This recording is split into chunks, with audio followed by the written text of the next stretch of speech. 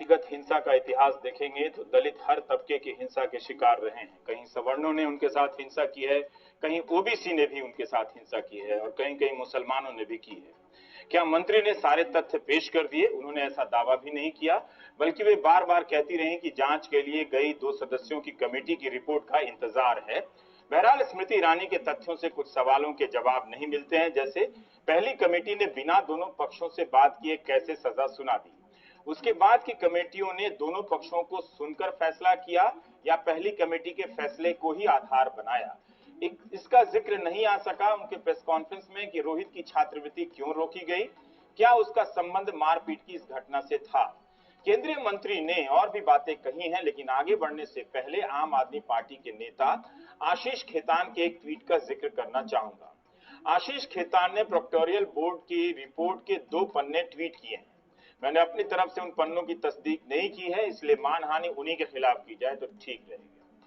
आशीष खेतान ने जिस रिपोर्ट के पन्ने ट्वीट किए हैं उस पर तारीख 12 अगस्त है। कार्यकारी समिति की उस नवंबर में आई थी, जिसका फैसला अंतिम फैसला था। आशीष के अनुसार स्मृति ईरानी के बयान और प्रोक्टोरियल बोर्ड की रिपोर्ट में अंतर है। इन पन्नों में लिखा है कि कोई भी ऐसा ठोस सबूत नहीं मिला जिससे साबित होता है कि सुशील कुमार की पिटाई हुई है। न ही डॉक्टर अनुपमा की रिपोर्ट बताती है कि सुशील का जो ऑपरेशन हुआ है उसका संबंध इस घटना से है। डॉक्टर अनुपमा ने सुशील के बाएं कंधे पर खरोंच के कुछ निशान देखे हैं।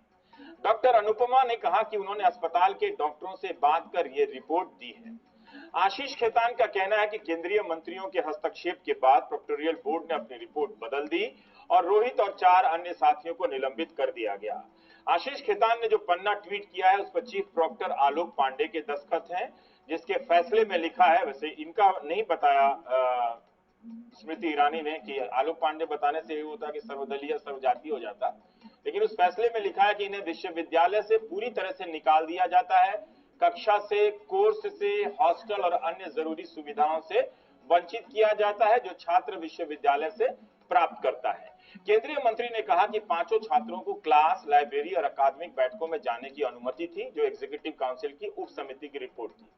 उन्हें सिर्फ हॉस्टल से निकाला गया और सार्वजनिक जगहों पर जाने से रोका गया। निलंबित छात्रों के सहयोगी की प्रतिक्रिया, उन छात्रों से प्रतिक्रिया नहीं मिल सकी, लेकिन उनके एक सहयोगी अनिल ने हमें बताया कि उन्हें अपनी क्लास में जाने की अनुमति थी, उसके अलावा कैंपस में कहीं भी जाने की इजाजत नहीं थी। मंगलवार को हमने भी दिखाया कि केंद्रीय मानव संसाधन मंत्रालय की तरफ से विश्वविद्यालय को 5-5 पत्र लिखे गए और कार्रवाई का ब्यौरा मांगा गया। स्मृति ईरानी ने कहा कि पत्र लिखे गए थे लेकिन दखल देने के लिए नहीं। पहले से यह प्रक्रिया स्थापित है कि कोई भी सांसद अगर शिकायत करेगा तो उस मामले में जानकारी जुटाकर उन्हें सूचना दी जाएगी। फिर उन्होंने पिछले नवंबर में कांग्रेस नेता हनुमंतप्पा राव की चिट्ठी भी दिखाई, जिसमें कांग्रेस नेता ने उसी विश्वविद्यालय की गतिविधियों पर जवाब मांगा था। स्मृति ईरानी ने कहा कि उनके पत्र पर भी उनके विभाग ने 6-6 पत्र हैदराबाद यूनिवर्सिटी को लिखे। मंत्री ने कहा कि कार्यकारी परिषद के सदस्य पिछली सरकार के बनाए हुए हैं, हमारी सरकार ने नहीं बनाए। अब यह समझ में नहीं आया कि जब स्मृति ईरानी तथ्यों को ही रखने आई थी तो कार्यकारी सदस्य समिति के परिषद के सदस्य किसकी सरकार में बने थे बताना क्यों जरूरी समझा। शायद वह कांग्रेस को जवाब दे रही थी। मंत्रालय की यह व्यवस्था अच्छी है कि जो भी सांसद पत्र लिखेगा उस पर जानकारी मांगी जाएगी, लेकिन मंगलवार को वीसी प्रोफेसर अप्पा राव ने बरखा दत्त से कहा कि ऐसे पत्र तो आते जाते रहते हैं, रूटीन के, हमने जवाब भी नहीं दिया। एक अच्छी प्रक्रिया का ये हश्र हो यह भी ठीक नहीं है। स्मृति ईरानी ने वैसे वीसी पर कार्रवाई की कोई बात नहीं की। अलबत्ता कांग्रेस नेता हनुमंतप्पा राव ने प्रेस कॉन्फ्रेंस कर जवाब दिया कि उनका पत्र बंडारू दत्तात्रेय से अलग है, उन्होंने अलग मसले को लेकर पत्र लिखा था। हनुमंता राव जी स्मृति ईरानी को ठीक से सुन नहीं पाए। उन्होंने भी साफ साफ कहा कि उनका पत्र अलग मसले पर ही लिखा गया था और उनके मसले पर भी विभाग ने वैसी ही कार्रवाई की थी जैसी बंडारू दत्तात्रेय के पत्र पर। केंद्रीय मंत्री ने कहा कि वे हैदराबाद इसलिए नहीं जा रही हैं कि इससे लगेगा कि वे मामले में दखल दे रही हैं। उन्होंने अपने प्रेस कॉन्फ्रेंस में तथ्यों को रखते हुए एक बार भी एबीवीपी का नाम नहीं लिया। दलित बनाम गैर दलित ना हो, मगर ये लड़ाई एएसए बनाम एबीवीपी की तो है ही। जब पत्रकारों ने पूछा कि बंडारू दत्तात्रेय ने अपने पत्र में लिखा है कि विश्वविद्यालय में ये छात्र जातिवादी, राष्ट्र विरोधी और अतिवादी गतिविधियां चला रहे हैं, तो उन्हें विश्वविद्यालय की तरफ से क्या जवाब मिला। इस सवाल का जवाब स्मृति ईरानी ने सीधे सीधे नहीं दिया, बल्कि वे हर बार यही कहती रही कि बात सिर्फ तथ्यों तक सीमित रहे तो ठीक है। Do you endorse the fact that he said in that letter that the Dalit protests were anti-national? Many people are asking, ma'am, this calling the Dalit groups protests anti-national. Is that something that the government I think that endorses? you should not misconstrue facts. I am very clear on this. मैंने repeatedly आपसे कहा है कि प्रयास हो रहा है देश भर में बच्चों को भड़काने का। तथ्य आपके सम्मुख रख दिए हैं। 4 अगस्त की जो एफआईआर की कॉपी है, आप में इतना सामर्थ्य है कि आप लोकल पुलिस से पूछें उस एफआईआर में क्या दर्ज है, वो मेरा ज्यूरिसडिक्शन नहीं है। मेरी सबसे एक ही अपील है, जानबूझकर छात्रों को, समुदायों को ना भड़काया जाए, तथ्य सबके सम्मुख है। इस प्रेस कॉन्फ्रेंस से ये लगा कि स्मृति ईरानी ने अपने मंत्रालय का पक्ष स्पष्ट किया है।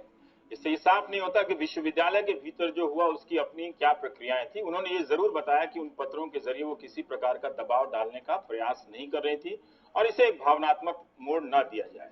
लेकिन 4 मंत्रियों के साझा प्रेस कॉन्फ्रेंस के शुरू होने से पहले एक और केंद्रीय मंत्री बंडारू दत्तात्रेय जी का ईमेल आ गया, बयान का ईमेल आ गया। उनके बयान का जिक्र प्रेस कॉन्फ्रेंस में तो नहीं था, मगर उनके बयान के मजमून से हल्का हल्का कंफ्यूजन हुआ कि वे सफाई दे रहे हैं या इस मामले से किनारा कर रहे हैं। ये आप तय कीजिए, वैसे तथ्यों पर ही टिके रहिए और तो इसी की मांग करते रहिए तो ठीक रहेगा। जब सरकार के 4 मंत्री मामले में पक्ष रख ही रहे थे तो एक मंत्री अलग से क्यों अपना पक्ष रख रहे थे? पत्रकार की आदत ऐसे कैसे चली जाएगी? तो बंडारू जी लिखते हैं कि केंद्रीय मंत्री के अलावा मैं सिकंदराबाद का सांसद भी हूं, 80 के दशक से राजनीति कर रहा हूं और तभी से मैं समाज के सभी वर्गों से जुड़ा रहा हूं। आम लोगों की शिकायतें लेना, उनका प्रतिवेदन, अर्जी लेना उनकी और उससे संबंधित मंत्रालयों को सौंप देना, इसे मैं एक सांसद के नाते अपना दायित्व मानता हूं। मीडिया में जो ताजा मामला चल रहा है, मैं उस बारे में कुछ बातें स्पष्ट करना चाहता हूं। 10 अगस्त 2015 को मुझे हैदराबाद यूनिवर्सिटी में चल रहे मामले को लेकर एक प्रतिवेदन मिला। मैं काफी चिंतित हुआ और उसे केंद्रीय मानव संसाधन मंत्रालय को बढ़ा दिया, इस उम्मीद में कि चीजें कुछ बेहतर हो जाएंगी। 29 अगस्त को मुझे दूसरा प्रतिवेदन प्राप्त हुआ, रिप्रेजेंटेशन, और उसे भी मैंने मंत्रालय को सौंप दिया, इस गुजारिश के साथ कि मामले को देखा जाए और जो जरूरी हो वो किया जाए। यूनिवर्सिटी ऑफ हैदराबाद एक स्वायत्त संस्था है, मेरा उसके प्रशासन में कोई दखल नहीं है। मेरी भूमिका सिर्फ इन 2 प्रतिवेदनों को आगे बढ़ाने तक ही सीमित